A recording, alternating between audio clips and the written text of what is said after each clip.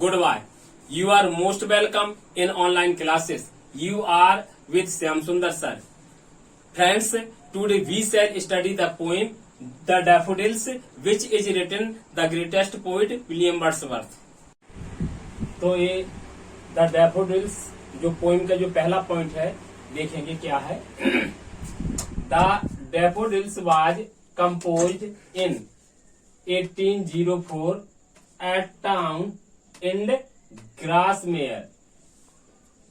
This poem was first printed in the poems of 1807 in the series. जो सबसे पहले ये पोइम जो प्रिंटेड हुई थी पोइम्स ऑफ 1807 सीरीज में. तो किस सीरीज में हुई थी? वो सीरीज थी इसकी moods of my own mind. The daffodils another name is. जी हमारी जो पोइम है जो फ्रेंड्स जो डैफोडिल्स इसका दूसरा नाम भी है डैफोडिल्स का नाम. तो आखिर इस पोइम का दूसरा नाम क्या है इसको देखें. आखिर ये पोइम क्या है? इसका दूसरा नाम है I wandered lonely as a cloud. ये इसका नाम है दूसरा नाम. और नेक्स्ट पॉइंट है this poem has the total stanzas. आखिर इस पोइम में टोटल स्टेंजास कितने हैं? तो इस पोइम में टोटल स्टेंजास, ये छोटी पोइम है, इसमें 4 स्टेंजास हैं और लाइन भी बहुत ही कम है. इसमें 24 लाइन्स हैं. Next point the poem is written in. ये पोइम आखिर किस में लिखी गई है? तो ये पोइम हमारी ब्लैंक वर्स में लिखी गई है. नेक्स्ट पॉइंट देखें. और छठवां पॉइंट हमारा है where did the poet see the daffodils. कवि ने डैफोडिल्स जो पुष्प है नरगिस के जो फूल थे उन्हें कहाँ देखा था? देखें. When the poet was roaming Gowbarrow park near the lake Ullswater. तो गोवेरो पार्क के पास में जो झील थी अल्स वाटर, वहां पर उन्होंने देखा था कि उस झील के तट पर उसके किनारे पर ये नरगिस के फूल लगे हुए थे. डैफोडिल्स बिल्कुल गोल्डन कलर की पीली पीली लगे हुए थे, उन्हें तब देखा था. नेक्स्ट पॉइंट है हमारा when did the poet go to the Ullswater. आखिर सबसे पहले यानी जो कवि जो अल्स वाटर जो लेक है जो झील है सबसे पहले कब गया था? तो फ्रेंड्स इस सबसे पहले गया था 1802 में गया हुआ था ये. The poem published in 1807 when were the total stanzas. तो जब 1807 में ये पोइम पब्लिश्ड हुई, प्रकाशित हुई, तो उस समय इसमें कितने स्टेंजा थे? उस समय थे 3 स्टेंजास इसमें कुल only. Finally the poem published in 1815 with total stanzas. जब 1815 में हमारी पोइम पब्लिश्ड हुई तो कितने स्टेंजा हो गए थे? तो इसमें 4 स्टेंजा हो गए थे. नेक्स्ट पॉइंट देखें. This poem is a lyric poem. ये पोइम कैसी पोइम है? लिरिक पोइम है. Ullswater lake is in. Ullswater lake कहाँ है? लेक डिस्ट्रिक्ट में पड़ता है.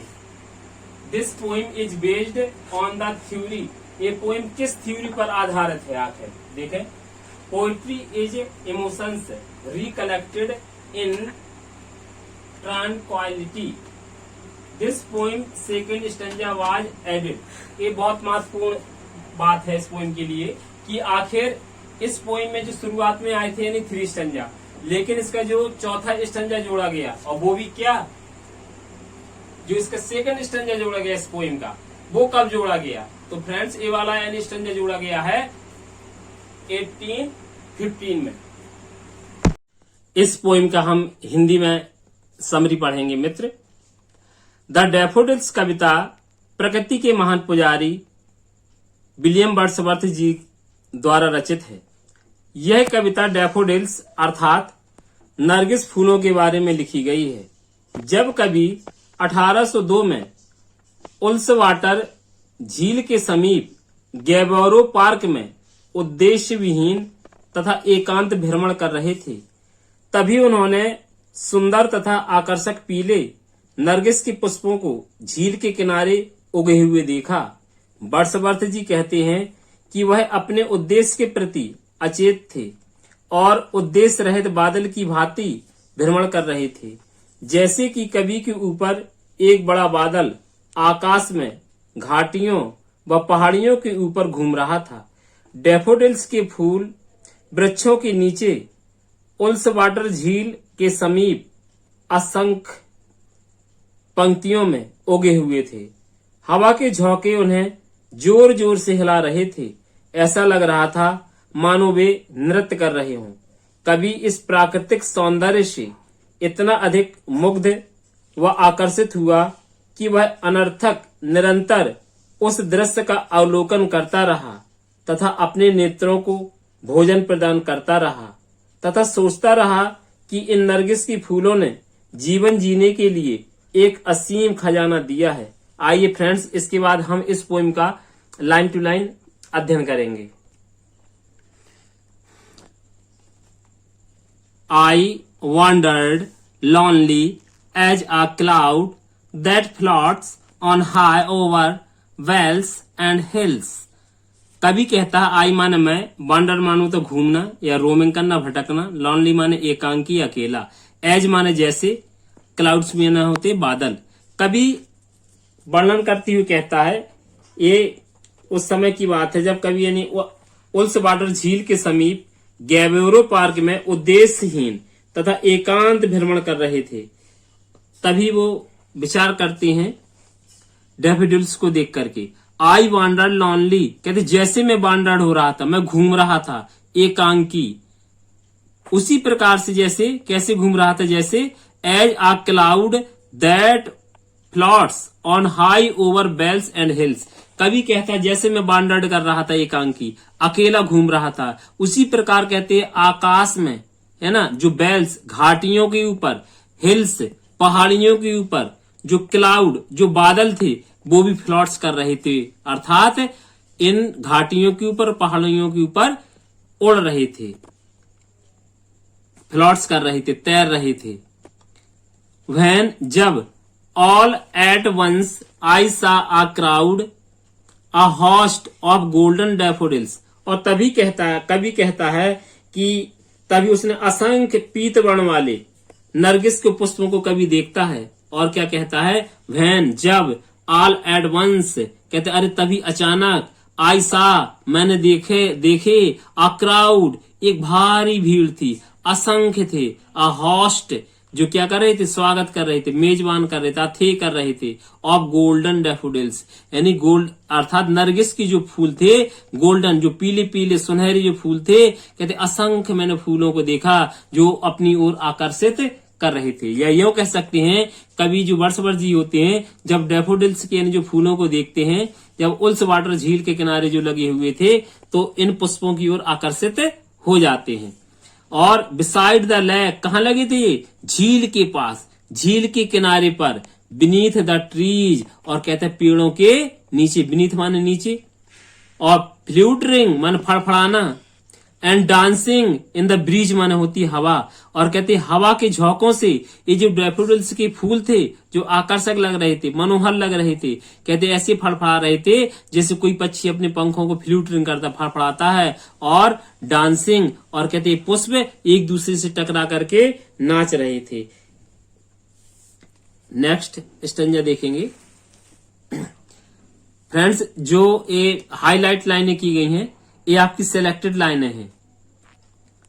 कहते continuous as the stars that shine and twinkle on the milky way. Continuous माने होता है निरंतर या लगातार, स्टार्स माने होते तारे, शाइन माने चमकना, ट्विंकल माने टिमटिमाना, मिल्की वे माने होती आकाश गंगा। कवि कहना चाहता है जैसे आकाश में जो आकाश गंगा होती है उसमें कहते अनगिनत यानी क्या होते हैं, तारे होते हैं जो चमकते हैं, अपनी दूधिया रोशनी को बिखेरते हैं। तो उसी प्रकार कवि यहाँ पर कह रहा है कि continuous as the stars that shine, जैसे यानी आकाश में क्या होते हैं, ठीक है, मिल्की वे आकाश गंगा में क्या टिमटिमाते हुए असंख्य स्टार्स होते हैं, नक्षत्र होते हैं, तारे होते हैं, शाइन करते हैं, है ना, अपनी दूधी रोशनी को बिखेरते हैं, उसी प्रकार का भी कहता है डैफोडिल्स के लिए कहता है कि उसी प्रकार डैफोडिल्स के जो फूल लगे हुए थे वो झील के किनारे, कहते they stretch in never ending line.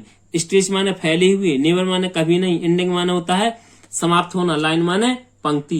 कहते ऐसी एक लाइन थी, ऐसा लग रहा था जैसे कभी न समाप्त होने वाली ये लाइन हो। यानी जहां तक कवि की नजर पड़ती थी वहां तक उसे डैफोडिल्स के फूल ही फूल दिखाई देते थे। और कहता अलोंग द मार्जिन ऑफ वे, ठीक है, कहता अलोंग माने होता के साथ, ठीक है, मार्जिन माने होती सीमा, बे माने होती झील या खाड़ी।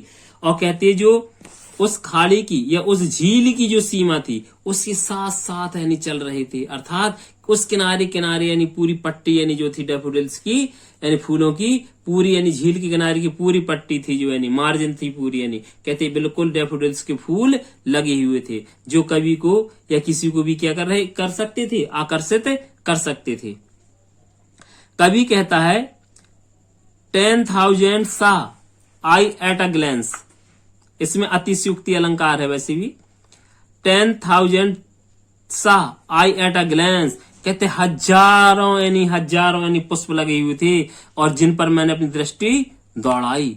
Tossing their heads in sprightly dance, और कहते हैं स्प्राइटली माने होता उत्साह पूर्वक, डांस माने नृत्य करना, टॉसिंग माने करवटें बदलना, हेड्स माने सिर, अर्थात डैफोडिल्स के फूलों के लिए आया है कि वो ऐसे अपनी करवटें बदल रहे थे अपने सिरों की, अर्थात फूल यहाँ वहां हो रहे थे, इधर उधर हो रहे थे, कैसे इन स्प्राइटली डांस, जैसे उत्साह पूर्वक वो डांस कर रहे हो, नाच रहे हो, है ना, उनके अंदर एक पुष्पों के अंदर क्या हो, एक उमंग हो। ऐसे दृश्य को देख करके जो वर्षवर जी होते हैं उत्साहित हो जाते हैं उन पुष्पों को देख करके, नरगिस के फूलों को। The waves beside them danced but they outdid the sparkling waves in glee। कवि कहता है बेब्स माने तरंगे, beside माने पास, them माने उनके, है ना, किनके, डैफोडिल्स के फूलों के पास, डांस माने नाचना, है ना। कहता है यद्यपि मानता हूं कि उन फूलों के पास में जो वेव्स थी, उस झील की लहरें थी, वो तरंगे थी, कहते नीचे ऊपर यानी गिर करके किसी को भी आकर्षित कर सकती थी, है ना। The waves beside them danced, जो उस झील की जो लहरें थी वो डांस कर रही थी, नाच रही थी उसके पास में, उन फूलों के पास में। व्हाट, जो आकर्षित कर सकती थी वो लहरें, लेकिन इसके बाद भी कभी कहता है वो लहरें कम आकर्षक थी मेरे लिए, जबकि डैफोडिल्स के फूल अधिक आकर्षक थे मेरे लिए। कैसे, देखते हैं, लाइन बता रही है। बट लेकिन दे आउटडिड द स्पार्कलिंग, कहता वेव्स इन गिली, कहता लेकिन वो जो चमक यानी उत्पन्न कर रही थी जो वेव्स जो लहरों की इन गिली, उसे देख करके कोई खुश हो सकता था, लेकिन कवि कहता है वो मेरे लिए यानी क्या थी, वो यानी खुशी, वो यानी आनंद देने वाली लहरें नहीं थी जितना डैफोडिल्स के फूल यानी क्या कर रहे थे, आनंदित कर रहे थे। A poet could not but be gay, और कवि कहता है ना, एक जो कवि है अपने आप को खुद कवि बता रहा है, यानी बर्ड्सवर्थ जी खुद लिख रहे हैं, आप poet could not but be gay, और कहता है एक यानी जो कवि जो उनकी संसर्ग में आकर के, है ना, खुशी मना रहा था। बी गे माना होता प्रसन्न होना या संसर्ग में होना। इन सच आ जोकंड कंपनी, जोकंड माना होता प्रफुल्लित होना, और कहता उनकी कंपनी में रह करके, उनकी संगति में रह करके क्या हो रहा था, मैं प्रफुल्लित हो रहा था, खुश हो रहा था, प्रसन्न हो रहा था उन पुष्पों को देख करके। I gazed and gazed what little thought, और कहता मैं अवाक हो गया, गेज्ड माने देखना, मैं उन्हें देखता ही रहा टकटकी लगा करके। कितने इतने आकर्षक पुष्प थे जो हवा की झोंकों से झूल रहे थे, हिल रहे थे, पीले पीले, कहता मैं उन्हें टकटकी लगाकर देखता रहा। व्हाट लिटिल थॉट, मैंने बहुत कम विचार किया, सुचिंतन किया, क्योंकि मेरा मन पूरी तरह से उन पुष्पों को देखने में लगा हुआ था। What wealth the show to me had brought, मैंने विचार किया, अरे वेल्थ माने धन, सो माने दिखाई देना, है ना, ब्रॉड माने लाना, कहते ये तो मेरे लिए सबसे बड़ा धन है, जो सबसे बड़ा मेरे लिए वेल्थ है ना, जो मुझे ये प्रदान कर रहे थे। मुझे ऐसा लगा, कहते जैसे कोई धन दौलत संपत्ति को पा करके खुश होता है। यहाँ वर्ड्सवर्थ जी यानी जब डैफोडिल्स के दृश्यों को देखते हैं तो कहते हैं व्हाट वेल्थ, कहते क्या धन था। द सो, कहते वो नजारा जो झील के किनारे बन रहा था मेरे लिए, हेड ब्रॉड, मुझे ऐसा लग रहा था जैसे मुझे सांसारिक संपत्ति प्राप्त हो गई है उन पुष्पों की यानी शोभा को देखकर। Next stanza, for oft when on my couch I lie. और कभी यहाँ पर कहता है जब अपने यानी शहर लंदन में होता है तो कभी कहता है कि जब मैं इस दृश्य को देख करके चला गया, तो कहते जब कहीं पर भी मैं होता था, है ना, चाहे अपने बिस्तर पर हूं चाहे जहां पर भी हूं, तो कहता है इनकी यादें मेरी आंखों से नहीं गई इन फूलों की। तो वही बता रहा है, फोर ऑफ्ट प्राय या अक्सर, वैन जब, माई कॉज आई लाई, जब मैं अपने बिस्तर पर लेटा होता था। इन वैकेंट और इन पेंसिव मूड, जब मैं खाली या पेंसिव मूड या चिंतनशील यानी मनोवेग में होता था, मेरा मूड में मैं होता था, तो कहता मैं इनके बारे में विचार करता था, इन पुष्पों के बारे में विचार करता था। दे फ्लैश अपॉन दैट इनवर्ड आई, और कहते एक चमक, फ्लैश कहते इनवर्ड माने आई माने आंतरिक आंखें, और कहते इन पुष्पों की यानी जो चमक मेरी आंतरिक आंखों को खोल देती थी, क्योंकि मैं इनकी यानी यादों को यानी सोच करके मेमोरीज जो मेरे माइंड में थी, कहते वो प्रफुल्लित हो जाती थी, यानी इस तरह से मेरा माइंड है ना, इनवर्ड आइड, आंतरिक आंखों से। क्योंकि आंतरिक आंखें भी होती हैं, हम आंख बंद करके चिंतन करें और जिस चीज का विचार करेंगे वो प्रतिबिंब हमारी आंखों के सामने बनने लगता है। ऐसी नजरों के लिए यहाँ कवि ने लिखा है इनवर्ड आई, आंतरिक आंखें। Which is the bliss of solitude, और कहते सॉलिट्यूड में एकांत में था, अर्थात जब मैं इनके पास भी नहीं था तब भी मुझे ब्लिस करती थी, मुझे आशीर्वाद प्रदान करते थे डैफोडिल्स के फूल। एंड देन, और तब, माई हार्ट विद प्लेजर फिल्स, कहता है हार्ट माने हृदय, प्लेजर माने खुशी से, फिल्स माने भर जाना, मेरा हृदय क्या हो गया, नहीं कहते खुशी से भर गया। एंड डांसेस विद डैफोडिल्स, कहते जब मैं क्या सोचता था, उन डैफोडिल्स के नाचते हुए फूलों के बारे में विचार करता था, सोचता था। तो इस पैराग्राफ में यही बताया गया है, उनके कहने का वर्षवर्ष जी का मतलब है कि जब वह यानी शून्य विचारयुक्त मस्तिष्क की स्थिति में होते थे या अपनी सैया पर लेटे होते थे, तो वह सामान्यतः सभी प्राकृतिक दृश्य जो उन्होंने डैफोडिल्स के फूलों को देखा हुआ था, है ना, उनको फिर बाद में भूतकाल में यानी ये वहां पर झील के किनारे यानी जब टहल रही थे तब, इसके बाद भी यानी कहते हैं इसके बाद भी जब एकांत यानी जीवन यानी व्यतीत करते हैं अपने यानी रूम में, अपने कमरे में, अपने बिस्तर में, तो कहते हैं नरगिस की जो पीली पीली पुष्प होते हैं जो एकदम से उसकी आंखों के आगे नृत्य करने लगते थे, अर्थात उसे असीम आनंद से भर देते थे। तो फ्रेंड्स ये आपकी कविता है, तो आशा है कि ये आपको पोइम पसंद आई होगी, है ना, और इम्पोर्टेंट पोइम है एक टीजीटी पीजीटी के लिए, एलटी के लिए, या जो भी हम लेक्चरर या जो भी तैयारी करते हैं, तो आशा है कि ये पोइम आपको पसंद आई। अगर वास्तव में आपको पसंद आई तो आप हमारे चैनल की सब्सक्राइब कर सकते हैं और नोटिफिकेशन बेल आइकन दबा सकते हैं। मैं इसलिए सर पे कह रहा हूं जिससे कि हमारा कोई नया वीडियो आए और आपसे मिस ना हो, जिससे आपको तुरंत देखने को मिल जाएगा। थैंक्स।